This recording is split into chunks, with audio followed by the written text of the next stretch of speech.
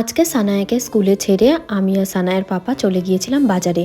সেখান থেকে কিছু মাছ এনেছি আর বেশ অনেক কিছু শেষ হয়ে গিয়েছিল, সেগুলোই আনলাম। আর বন্ধুরা, তোমরা সকলে কেমন আছো বলো তো? আশা করি সবাই খুব ভালো আছো।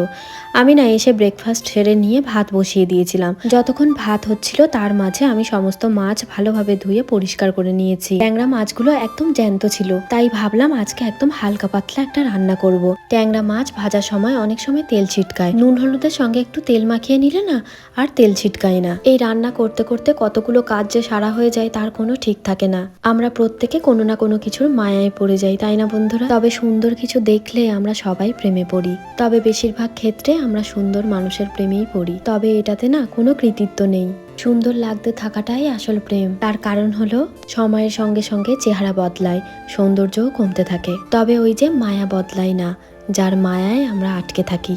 সময় তো সময়ের মতো এগিয়ে যাবে, তবে ওই যে মায়া ভালোবাসা এগুলো কিন্তু কখনো বদলায় না। সেখানে সৌন্দর্যটা অনেকটা ফিকে হয়ে যায়, থেকে যায় অনেকটা মায়া আর ভালোবাসা। তাই প্রত্যেকের ভালোবাসার মানুষের সঙ্গে মায়ায় আটকে থাকো। তোমাদের সঙ্গে গল্প করতে করতে রান্না কিছুটা এগিয়ে নিয়েছি। মাছগুলো ভালোভাবে ধুয়ে জল ঝরাতে দিয়েছিলাম, এখন সেগুলো কন্টেনারে ভরে আমি ফ্রিজের মধ্যে রেখে দিলাম। যেদিন সকালে আমি বাজারে যাই না, এসে একেবারে নাজেহাল অবস্থা হয়ে যায়। সমস্ত কিছু গুছিয়ে রাখা, তার মাঝখানে রান্না, এই সমস্ত কিছু করতে করতে অনেকটা টাইম চলে যায়। আর সানায়া আসারও আজকে প্রায় টাইম হয়ে গেল। অন্যান্য দিন আমি সানায়া আসার অনেকটা আগে সমস্ত রান্নাবান্না করে ঘরের সমস্ত কাজ গুছিয়ে ফেলি, তবে ওই যে সব দিন তো আর সমান যায় না। খুব কম মশলা দিয়ে এই রান্নাটা করলাম। আর এখন ভাজা মাছগুলো দিয়ে দিয়েছি। আর এদিকে না আমি ডিমের বক্সটাকে আনলাম। তোমাদের সঙ্গে কথা বলতে বলতে তার মাঝে সানায়াও কিন্তু স্কুল থেকে চলে এসেছে, ওকে চেঞ্জ করিয়ে দিয়েছি। এর মাঝে ভাবলাম ডিমগুলো এগ স্টোরেজ বক্সের মধ্যে রেখে দিই।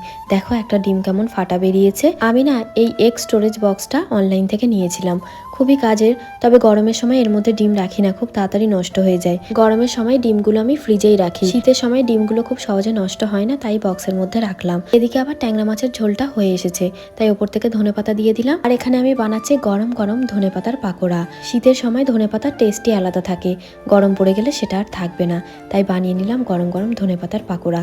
তার সঙ্গে এই ফুলকপি আলু দিয়ে ট্যাংরা মাছের ঝোল। সানায়ের পাপা তো ট্যাংরা মাছ খায় না, তাই ওর জন্য চিকেন বানিয়েছি। সানায়া এখানে খেলাধুলা করছে, ওকে লাঞ্চ করাবো। তাহলে বন্ধুরা, দেখা হবে পরের ভ্লগে। ভ্লগটা কেমন লাগলো জানিও, আর পেজটাকে ফলো করে দিও।